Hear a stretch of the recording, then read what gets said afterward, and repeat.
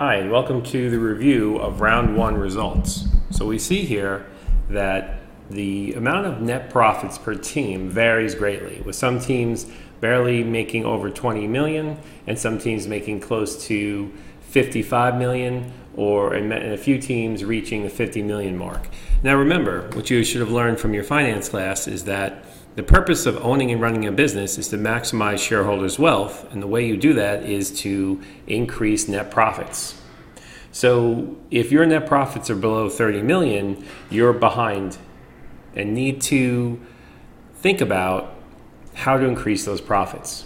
If we go to points per team, we can see the teams with the highest amount of profits also have the highest amount of points. So AutoMark has almost 1,037 points. And then we have a number of teams close to or just above the 900 point level. Now the first round is the easiest round to make points in because you're coming off of a defunct poor management team that was fired, and you've taken over to make some corrective decisions, and with your knowledge of business you should be able to improve upon the very poor performance of the previous management. Further rounds, it'll be a little bit harder to make additional points as you're competing against the collective abilities of the other students in the class. Remember, when you make decisions on your team, you're going up against decisions from other teams in the class. So if one team has a better set of decisions, they're going to steal market share away from you. Okay. If we look at stock price per team, we can see AutoMark with the highest points and the highest net profits also has the highest stock price, followed by ASPAR and JY Auto, all between in the $16 range. And towards the end, we have some teams here barely scraping by $10 or close to $10. So you can see this is the lower pack here, and this is the majority pack of performance on stock price. And that's what your investors want you to do, is increase stock price. If we look at sales per team, we see that you don't have to be number one in sales, be number one in points or number one in profits. So anybody could have the highest amount of sales for a company very easily. If I was an auto company and I wanted to be number one in sales for the world, I'd put a truck that would cost me $50,000 to make, and I'd sell it for $10,000. And everybody on the planet would buy this awesome truck, but I'm losing $40,000 per vehicle. So you see that I can have a high amount of sales, but it doesn't mean I'm going to have a high amount of profits. So the trick is to convert your sales into high profitable vehicles. Okay, then your earnings per share, and we have the majority of teams here from 3.7 to $5 in earnings per share, and then we have the lower group with 284 down to $1.50 earnings per share. So, and then the market share, you can see now the market share, like I was saying before, this is the total market share in autos that you sold. If you're a company who makes a poor marketing and a poor vehicle, you're going to have your sales stolen by the companies who make better use of their marketing dollars and make more attractive vehicles. So this is the competitive nature of the simulation. If you fall behind, someone's going to pick up your market share. Okay. So if we go back to the leaderboard here, we see that we have a wide range of points. Now, you're trying to get it to 2,500 points. You have 6 rounds. So you need to try to hopefully average around 450 points per round. Now, as you move through, we only have 5 teams below 400 level mark. So if you're below the 400 level mark, you need to have some catching up to do if you want to get to the full 2,500 points of the game. Now remember, if you were smart in the beginning, you would have checked what your initial gross margin was, and you would have found that your initial gross margin for the simulation was 40%. So from Darlene at 41% all the way to Best One at 53%, you've managed to increase your profit margins from year 0 to year 1. Now, if you're below 40%, we have 4 teams below 40%, you've destroyed profit margins. Investors hate this. Whenever a company comes out with their earnings and says that our profit margins have gone down, the stock gets killed. So you have to always maintain or improve your profit margins, gross, operational, net, from round to round, they must always continue to increase. Remember, when you run a company, you're supposed to maximize the wealth of shareholders. So if you want to maximize the wealth of shareholders, you have to increase profits. You don't always have to increase sales, but you have to increase profits. Hopefully you can do both, increase revenues and increase profits. Okay, so stock price we talked about before. Return on equity is a relationship between the equity in the company and the amount of profits. Total points the same as the current rounds are only in round one.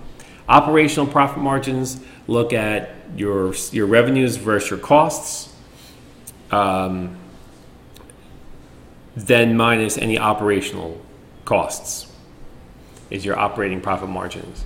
And you can see we have a range here from 35% down to 13%. And the return on equity is a relationship between your profits and your assets.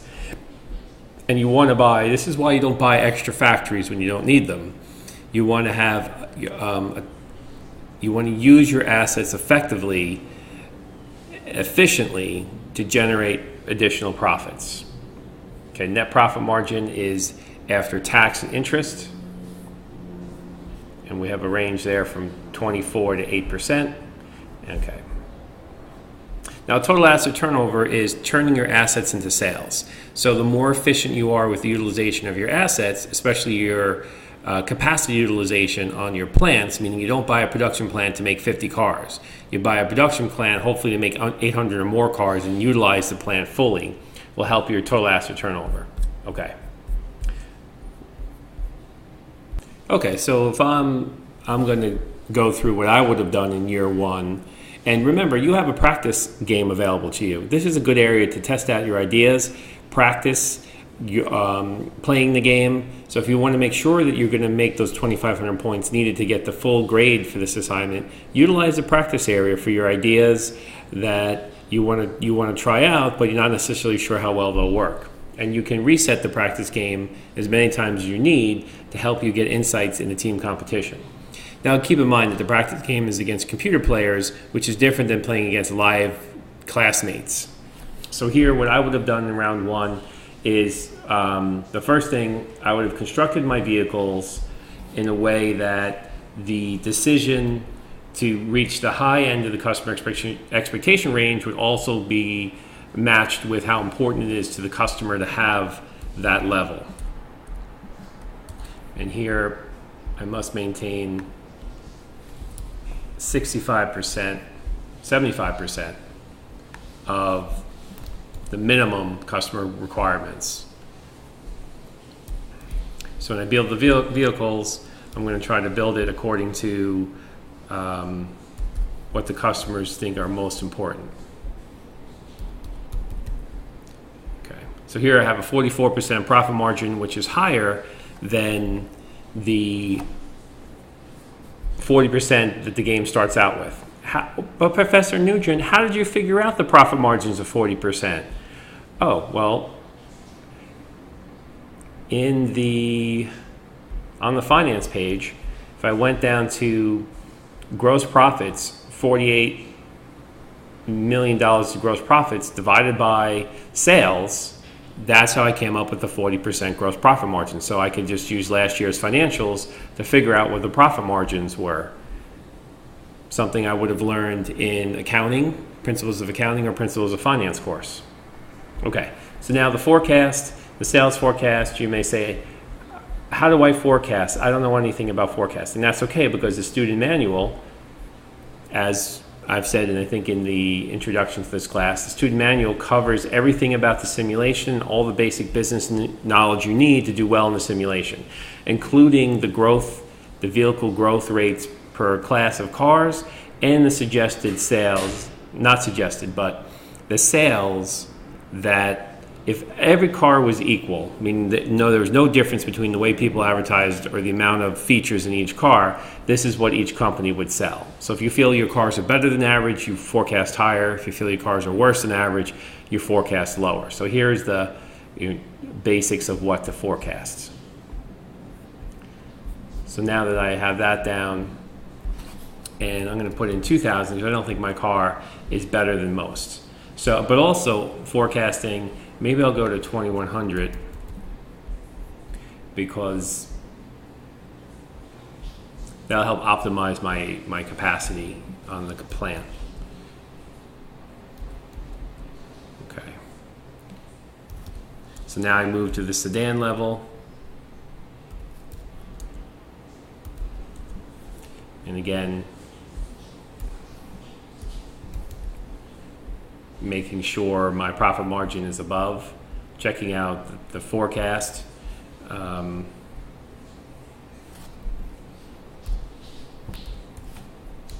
do 2600. And as you will notice in round two, when you're working round two, your decisions for round one will be stated, and you can kind of build off of those previous decisions.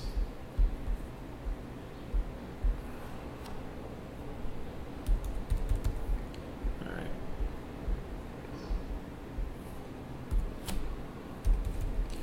$1,700.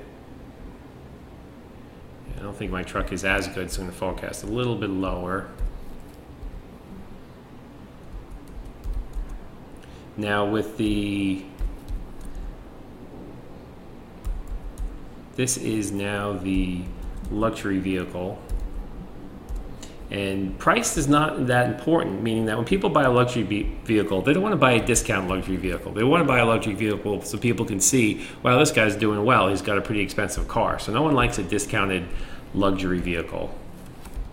Okay, so now I've created my cars, I submit my sales data, and now again I have my marketing page. So again, I'm going to go refer to my student manual to read over the marketing effectiveness percentages and all about the expectation ranges to fill out my advertising. Now the target age and income target here, this doesn't affect your actual demand for the class. This is part of just the role playing of the game. Who do you think you would want to sell the car to, and what's the age bracket and the income bracket you think would be most appealing to your car.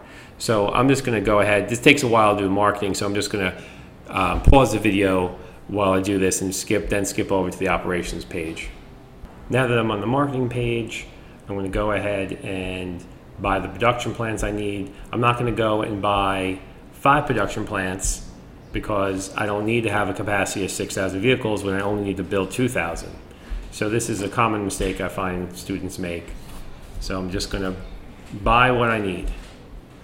And for my operational, I'm going to try to make some operational investments to help me in the future. So in the auto world, if I don't invest in improving my factories and research and technology, I'm going to fall behind my competitors in how I could do my cost reduction. So if I invest in my facilities, I'll have an easier time lowering material and labor costs in the future. So it's a key aspect of why car companies are successful today. It's the key aspect of how you can do better in the simulation. Okay. And you see that I'm only having production build exactly what I need. I'm not creating excess or a shortage for my vehicles. And then lastly, we move to the finance page. So in the finance page, I'm going to go right to the bottom to see if I have a surplus or a deficit. I have a small deficit of $3 million. So I'm going to borrow some funds. So I borrow some long-term debt and borrow some short-term debt. I'm not going to borrow any stock right now because I think I have a big enough surplus here. Well, maybe just to make sure, I don't want to have a deficit because I'll lose 100 points if I have a deficit. So I don't want to make sure I don't lose any points. So I'm going to complete the practice round now. And I can see my points were 1,000 points for round 1. So, and what I have done here is my gross profit margins increased, my operational profit margins, and my net profit margins. And if your profit margins are going up, then your return on investment, return on equity, return earnings per share, return on assets, these are all going to increase. Your book value, your market capitalization. So that's why profits are so important. Now, my quick ratio went down because I did take on some additional debt, and that lowered my points ratio, my debt ratio. Okay. Now, what I would do here, if I was a student, I'd review the assessment area to see where did I not do excellent and get some advice on how to improve on different areas. I would review the charts. I check out the industry, see what my competitors did, maybe look at the company who did the best in the class and see how they built their cars and what their demand was. Then I'd review my financials quickly and then start my sales page. And now in round 2, I have last year's decisions. I have my operational cost reductions, meaning that because I invested in my cost reductions, it's my total cost of building the cars less now because of those operational cost reductions from the operations page. So I would, again, redesign my cars, just like cars come out with new models every year. I'd make my new models for my car. I'd work on my marketing, do my production, and finish off with my finance. Okay, so that would be round 2. So now you guys are in round 2, which is due on Saturday. So best of luck to you in round 2, and I hope you found this review helpful to improving your score. Thank you, and take care, and I'll talk to you soon.